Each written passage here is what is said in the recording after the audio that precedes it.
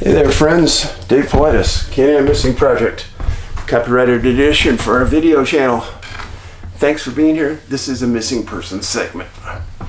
Before I get going, every once in a while I'll say something nice about someone who sent me something. And a very nice lady named Bonnie sent me this. First, I want to thank you for all your videos, especially the factual news. Don't let anyone discourage you from what you're doing for the villagers. We need you.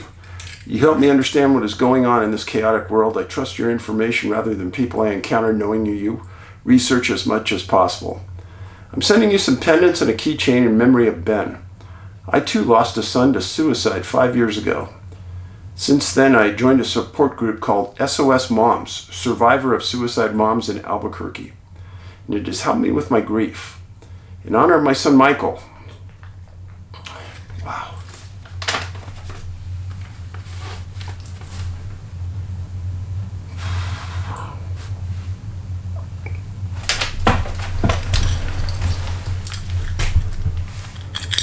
She made me this keychain and a couple other things.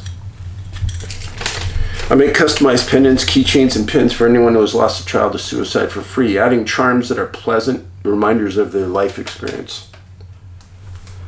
I am saddened that I have already made many of these loved ones suicides, as suicides are on the increase. I made these for you, Ben's mom, sister, and Angie. The pendants can be worn as a necklace or pin. I customize each one a little different. The keychain for you has a quote, I hope you like, with angel wings. The pendants are a reminder of Ben, hockey stick with a puck, his remarkable skills.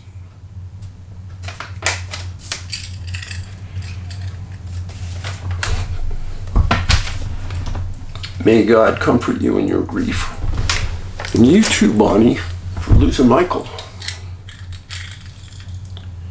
The world changes from year to year, our lives from day to day, but the love and memory of you shall never pass away. Amen. Think about my boy every day. Sometimes every hour.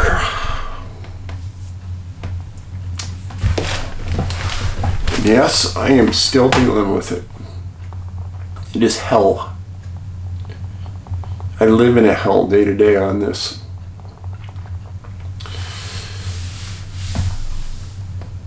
And some of you will never ever get it. And that's okay. I understand. You hear people say, oh, we're soulmates. No, I'm convinced Ben and I were soulmates. Quick story. I was just out traveling this last weekend.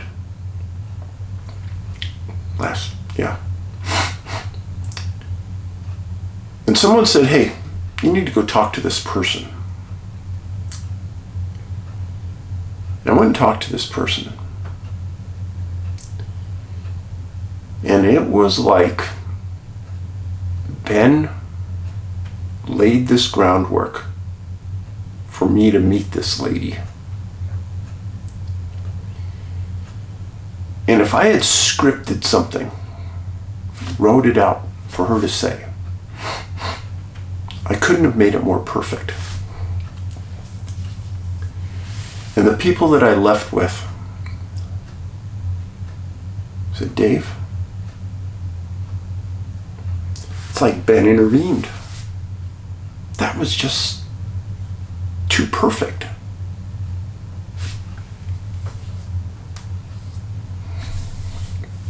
Maybe he did. I hope he did. Because I'm not that good.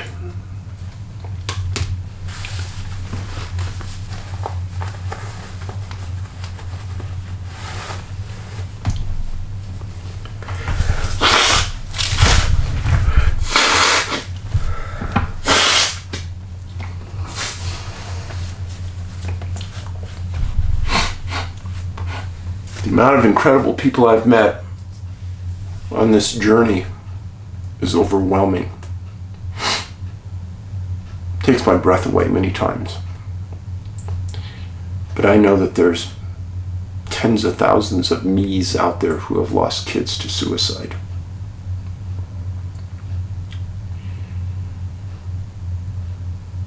So people say, Dave, don't do this. You know, it's a downer on screen. I know, I'm sorry. I'm sorry. I'm gonna pick myself up out of this with Ben's help, and we're gonna move on. Bonnie, thank you. 2 cases today. The first case worries me a lot. A lot. A young girl named Gwen Brunelle, 27 years old. It's a current case. She went missing June 26th of this year, just last month. She was raised and she lived in Boise, Idaho. And she was employed by a company called Boise Valley Rabbits. She must have loved them. She left Boise June 26, 2023 in a gray 2008 Honda Element. And this is a website that was put up by her family. This is the poster that they made up. Shows her Honda. Now, they didn't give any reason why she left Boise. Just said she left. She was last seen at noon on June 26th in the Jordan Valley, where she purchased gas at a Sinclair station. Now, I should preface that. She was last seen June 27th at a Sinclair gas station in Jordan Valley. Now, her vehicle was found abandoned 0.4 miles west of Highway 95. This is where her vehicle was found, right here. Boise's right here. Here's the Oregon state line. She disappeared in eastern Oregon. Got it? This is Gwen. If you see this girl, you call the sheriff right away.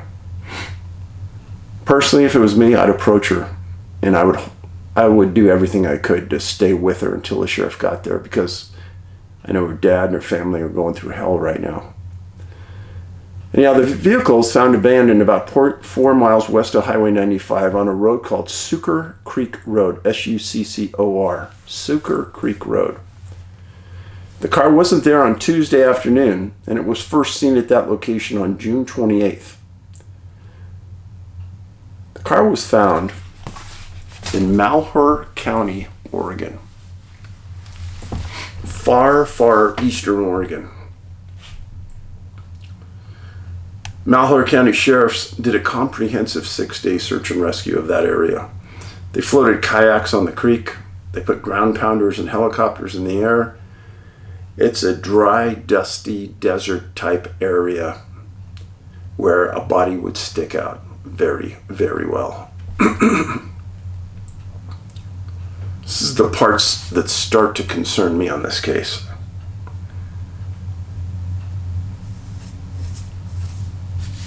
Father stated that if she was approached, she may seem disoriented.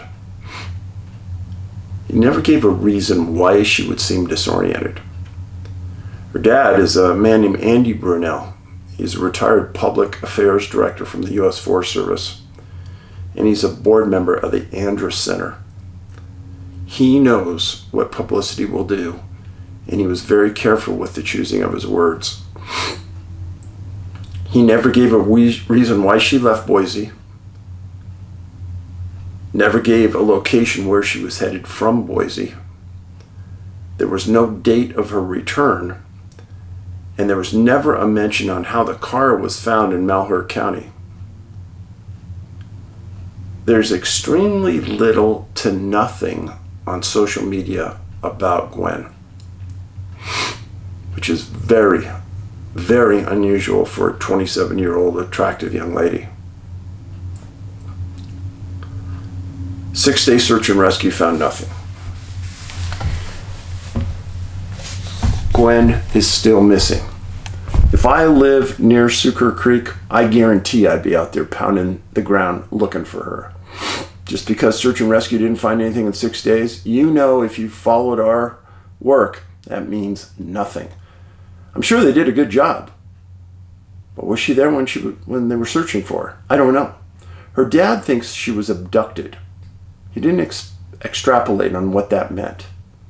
Abducted. Now, if you were in the Jordan Valley and you saw this car the 26th, 27th, or 28th of June, call the Boise Police Department because they want to talk to you. Important. I know how her dad feels. I get it. His family is going through hell. If you're in Boise, I want you to contact the Find Gwen, FINDGWEN, Gwen.com. There's the website right there at the bottom. This is the poster they filled out. I've given you all the details you really need to know. You have to search at the point that the car was found. And they searched that creek thoroughly. I don't think she's in the water. Not that deep, not that big. If she's still in that area, she's probably within a 5-mile radius of where the car was. And the car was 0.4 miles west of Highway 95. This is an ongoing case. It's still active. It still should be looked at hard right now. And Malheur County gave it everything they could. Time for us to go in and give everything we can. Don't contact her parents, but I would go through the website to see if there's going to be any more organized searches and see if you can be a part of it. I pray they find Gwen alive and well. Now, on Gwen's case, what concerns me is what was left out of the normal information given on missing people. Concerns me a lot. And one other thing that I want to tell you about this case. When I heard Malheur County, just because the places I run in, the work I've done in the past, I knew right away. But a lot of UFO reports. Malheur National Forest had mutilated cows in it recently. But on August 15th, 2020, the National UFO Reporting Center reported that a group was camping in Sucker Creek State Park. Yeah, the same Sucker Creek. And a man was out taking photos of the Milky Way. It's really dark out there, so it's a perfect place to take photos. Well, to the south of where they were camping, he saw a flash in the sky. And then a second. And then a third. And there was 1 second. Then there was a 2-second delay to the next one, and then a 5-second delay. He said that this object in the sky was stationary. It didn't move like some things. It was stationary. So after he saw the third flash, he ran over to the tent and yelled to his wife to wake up. They came outside. The object was still there, but it stopped flashing. And in his write-up, he said, well, that was extraordinary because I had saw it flash so many times. As soon as I get my wife, it stops flashing. He said he was a long-time follower of the night sky, and in 40 years of observing it, he never saw anything like this. Yeah, same state park.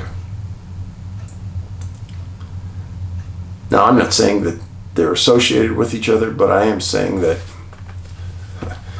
only an idiot would not look at every available option of what is happening. So, I'm praying for Gwen. I'm praying for her dad, because he needs it too. Next incident. How many of you out there remember a case I talked to you about in a city called Lauterbrunnen in Switzerland? Anybody remember that? It was about a man that was vacationing with his family from the UK. Yes, vacationing from the UK. And he was an athlete, recent graduate from college. Really good guy. Disappeared. Massive search. They don't really find him. And his parents hire private searchers. They eventually end up finding him in an area that was inaccessible from where he was when he was last seen. Yes, it's true. Got a lot of press at the time. It was very confusing how he got to the point he was in. He was found at the bottom of a hillside, deceased. Yes, Lauterbrunnen, Switzerland. So, this case, it involves a man named Aidan Roche, A-I-D-A-N Roche, 29 years old. He went missing June 22nd of this year. He was a brilliant man. He was a chemical engineer, offshore chemical engineer. Now, I was coaching hockey, had some boys playing with Ben. They were smart kids. And one of them went on to college and became a chemical engineer out of Chicago. Brilliant kid. And the smart ones go into chemical engineering. He's a resident of Middlesbrough, UK, and he lived on the North Sea. He was single. Now, many of you, if you remember, I've talked about where people live is important. Because I've documented people who live close to each other that disappeared in a different part of the world, didn't know each other, and disappeared in the same area. How is this possible? But it's true. Now, the North Sea is intriguing to me because there's a lot of weird things that have gone on there over the years. Well, he had planned a 2-week solo hiking trip to Switzerland. And he left June 22nd of this year, and he headed to Grindelwald, Switzerland. This is Grindelwald right here. And he was going to hike the Eiger Mountain Trail in Grindelwald. And he was last seen on the 22nd of June on that mountain trail. Now let me say, the mountain trail isn't really a really dangerous place. It's more like a 3-foot, 4-foot wide trail that goes through the mountain that you can't miss it. You can't get lost on it. There's no question where it is. So, take that out of your mind. He disappeared 2 days before he was scheduled to return home. And he was employed by a company called NES Fircroft, F-I-R-C-R-O-F-T. And his job title was offshore chemist. Well, he was somebody who continually, ongoing, always texted friends, sent videos, sent photos. Well, that all of a sudden stopped. And that triggered the search and people calling. Well, this trip wasn't a spur-of-the-moment trip. It was something he planned in 2020. And he bought a camper van for the Swiss trip. And when COVID hit, he canceled that trip and replanned it for this year. This is Aidan. Somebody you really can't miss. And when the Swiss police did their investigation, there were several people that remembered seeing him on the trail, jovial, friendly, talked to him. Well, he was last seen late in the afternoon of June 22nd, and that was when the last photo was sent. And everybody said all seemed normal. Swiss police were notified. Search started soon after that. They knew by pinging his phone exactly where he was on that trail. And they sent a series of helicopters into that area to look for him. And they searched for him for several days. Now, if you guys have ever been to Switzerland, very steep mountains, maybe they'd send a few search and rescue people up the trails to look off the side of the trail, maybe. There was never anything notified about that. They never said they did. They said they sent helicopters up. They did low flights over the trail, posted notes asking hikers to look for them, etc. And then, that was it. Swiss police, I could not find any notification about how many hours they spent searching. But they did tell the family that if they wanted any more helicopter time, they were going to have to pay for it. So his friends set up a GoFundMe site, and they raised 23,000 euros for helicopter time.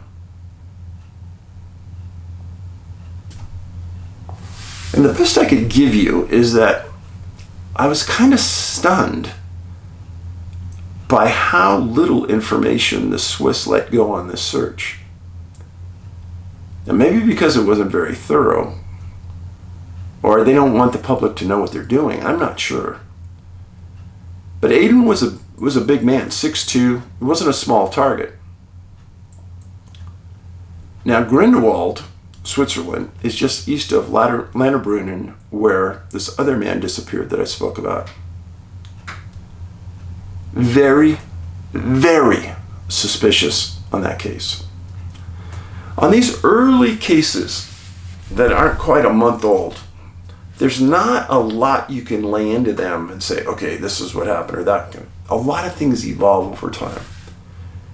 Heck, there was a person missing 32 years who was found a few years ago in a glacier, entombed.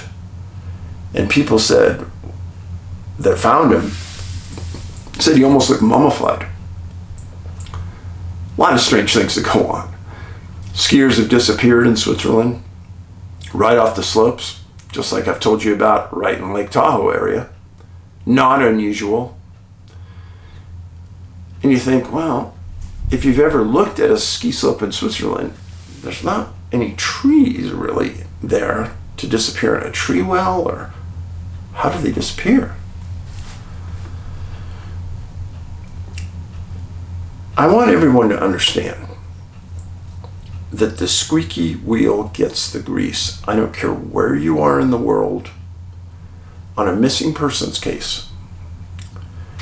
If parents, spouses are not on scene, pushing that search, asking for more time, holding search and rescue's feet to the fire, they're going to pull out of there at their earliest convenience.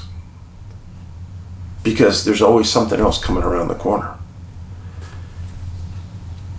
And I'm not demeaning search and rescue 1%. No way. They're the best volunteers in the world. But they're just that. They're volunteers. It's not their job. They're volunteering to do this work.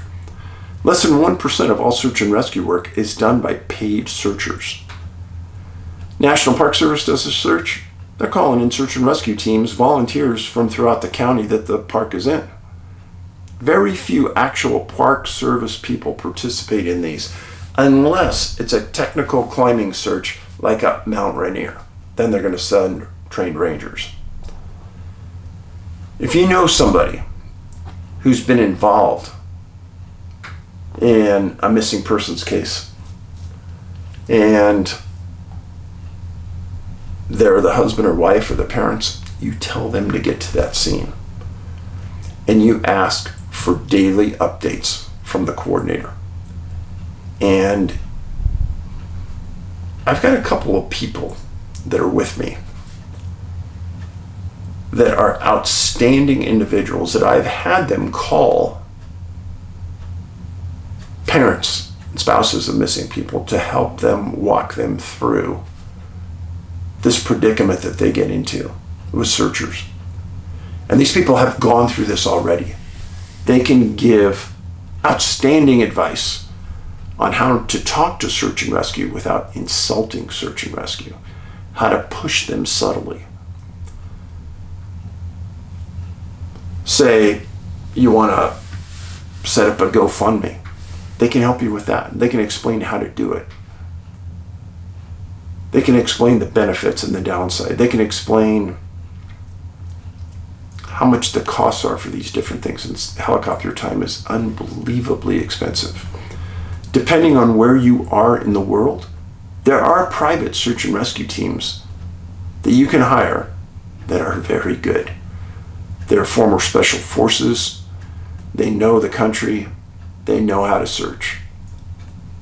So those are also available. But when let's just say Lake Tahoe, North Lake Tahoe, Placer County, little county like that has a big case going on, and they call in all of their search and rescue personnel. I don't care who you are, after 6 or 7 days pounding the mountains looking, you're going to be tired and you're going to be exhausted. And then boom, what happens if they get another case right on top of that? Chances are they're not going to have the manpower to do it. They're going to have to call in another county that doesn't know the jurisdiction as well, doesn't know those mountains, doesn't know really where to look as well. But there's really no choice because you've exhausted your search team. So on these cases where searchers can pull out a little early, where they really don't think there's a chance of finding anybody, they're going to do it. But if you are the relative and you're saying, please keep going, I need help, they're afraid of a lot of things. They're afraid of bad press. They don't want the press to say, hey, why'd you only search this amount of time? Relatives thought that there was a chance that the person was alive, and maybe you missed somebody. They don't want to address those things with the press. So, a search and rescue liaison is quite helpful. And if you know anybody that ever needs one, write to me and I'll put one of those people in touch with you. Now, you can always write to me for about anything at CanAm, like Canadian American, C-A-N as in Nora, A-M as in Mary, CanAm Missing at yahoo.com. I always want to hear your stories. Always want to hear about things. And please, if you're able-bodied and you live in a mountain community and you're looking for something to do that is productive, rewarding, and physically will keep you in shape, join a search and rescue team. Go to your local county sheriff. They're usually the ones that run it. If not, they can put you in touch with them. And they'll tell you how you can join and how you can be on weekend training sessions with them. They're always looking for more people. And I've had letters written to me and said, well, Dave, I went down and people weren't very nice. Well, then I wouldn't join that county. Just because you live in one county, join another county's search and rescue, or join a state search and rescue team. And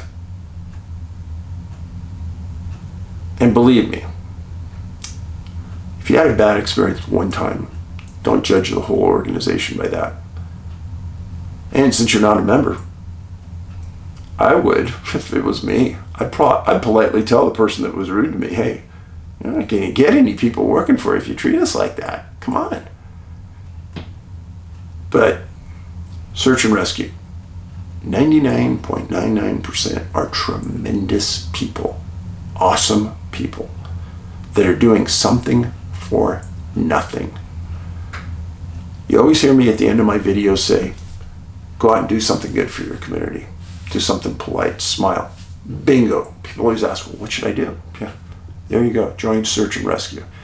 And even if you might be a little debilitated in some way or another, there's a lot of jobs that they need done. Bookkeeping, statistical work, etc. Contact them and ask them if they need that. They'd probably be overwhelmingly impressed with you coming to them. So today, Gwen Brunelle, missing June 26, 2023. Just on the east side of Oregon, Malheur County, on Sucker Creek Road. S-U-C-C-O-R. And you go to their website, findgwen.com. Please go there, support them. They actually also have a Facebook site that I wish you'd go to. Second person, Aidan Roche, 29 years old, chemical engineer, missing on the Eiger Trail in Switzerland. Keep these people in your prayers. And keep the mentally deprived close to you. If you think somebody has a mental health condition, help them. Help them.